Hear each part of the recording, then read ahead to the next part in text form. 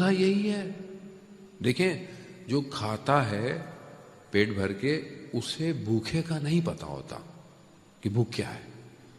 جو گاڑی یا سواری پہ چلتا ہے اسے یہ نہیں پتا ہوتا کہ پیدل چلنے والے کا کیا درد ہے, اسے محسوس ہی نہیں ہوتا.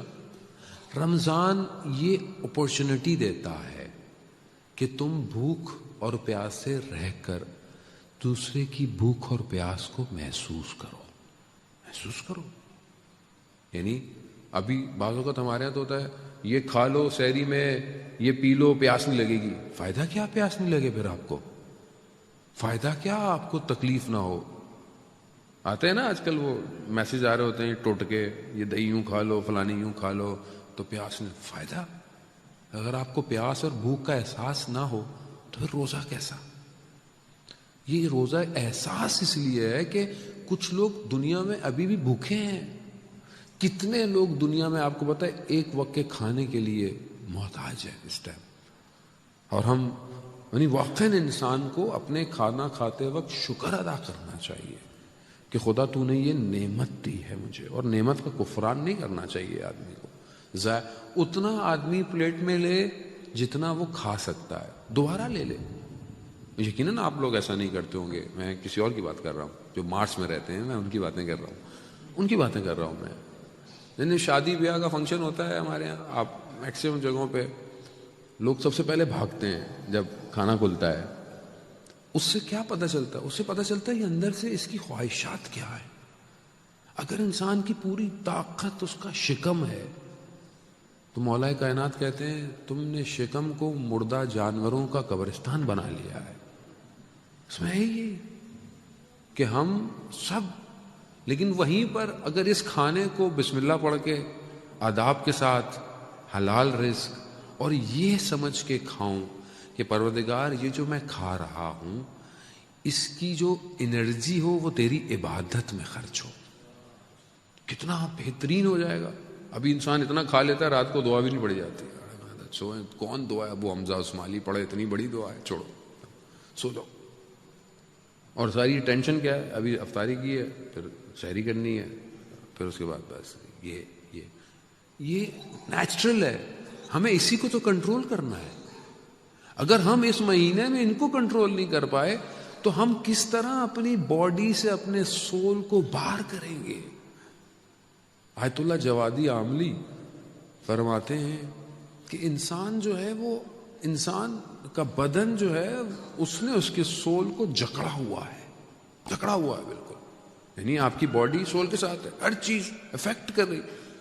جہاں رمضان کیا دیتا ہے اپورچونٹی کہ سول الگ ہو جاتی ہے, باڈی الگ ہو جاتی ہے.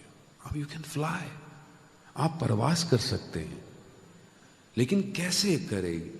صرف یہ کھانا بہت امپورٹنٹ ہے, اس لیے کہ میڈیکلی بھی آپ سوچیں کہ اگر آپ روزہ رکھ رہے ہیں تو آپ کو فائدہ ہے, باڈی کو, انسان کے فائدہ ہے. اب جب انسان اپنی باڈی کو کنٹرول کرتا ہے, اس لیے حضرت فاطمہ سلام اللہ علیہا درود بھیج محمد والے محمد اللہ صلی اللہ علیہ.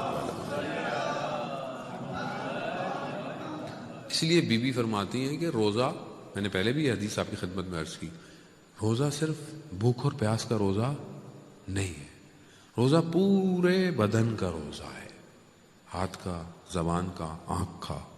کیوں؟ کیونکہ یہ ٹنلز ہیں, یہ ٹنل ہیں جس سے چیز اندر جاتی ہے, اور جب یہ اندر جاتی ہے تو یہ کمپیوٹر کی طرح اندر رننگ شروع ہو جاتا ہے, سافٹ ویئر. اب جو آپ اندر ڈالیں گے سافٹ ویئر اسی کو مینوپولیٹ کرے گا, جو دیکھیں گے وہ فریم بن جائیں گے, اور یہ فریمز آپ کو آن اینڈ آف آتے رہیں گے. یہ جو زیادہ انسان کھانا کھاتا ہے یہ فیومز کریٹ کرتا ہے جو مائنڈ پہ جاتا ہے. اسی لیے رات کو زیادہ کھانا منع ہے اسلام کے اندر. پرخوری یعنی زیادہ کھا لینا منع ہے. رمضان پریکٹس ہے, ہم پریکٹس تو کریں تھوڑی سی. میں کچھ ہمیں لگتا ہے لیکن پتہ نہیں ہم فوت ہو جائیں گے شاید اگر کھانا کھانا چھوڑ دیا یا کچھ. نہیں ہوتا جانے, بھوکا کوئی نہیں مرتا, کوئی بھوکا نہیں مرتا.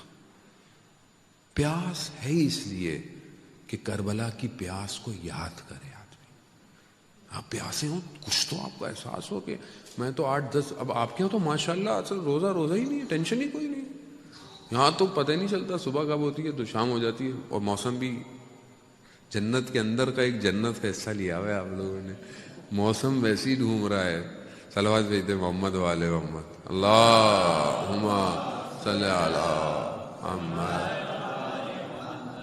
یعنی یہ تو آپ سوچیں جہاں 50 ڈگری چل رہا ہے, جہاں 52 چل رہا ہے, وہاں جا کے روزہ رکھیں تو پھر آدمی کو پتہ چلتا ہے کہ واقعاً جو ہے وہ روزہ, یعنی میرے کئی سالوں کے بعد کو اتنے ٹھنڈے روزے گزر رہے ہیں, میں نے گرم علاقوں میں سارے روزے گزارے ہیں. لیکن اصل ہدف وہ نہیں ہے, اصل ہدف اس رمضان کی وہ معنویت